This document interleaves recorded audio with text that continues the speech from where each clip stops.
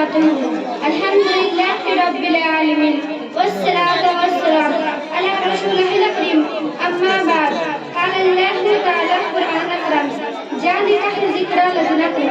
محترم سامعین حاضر جلسے، آج اس جلسے میں اسلام کی ایک اہم عبادت نماز متعلق کچھ عرض کرنا چاہتی ہوں۔ اسلام کی عبادت کے اندر بہت اہمیت حاصل ہوئی ہے اور نماز پڑھنے والے کو پڑھنے ثواب اور قرآن حدیث میں اندر آتی ہے، اور جو لوگ نماز کا پابندی نہیں کرتے، اس طرح دھیان نہیں دیتے اور نماز کا لفظ پرواہ ہوتے ہیں بغیر کسی مطلب عرض کی نمازیں جیسے عید کی عبادت کی طریقے ان حق میں پڑھنے اور عید آئی ہے۔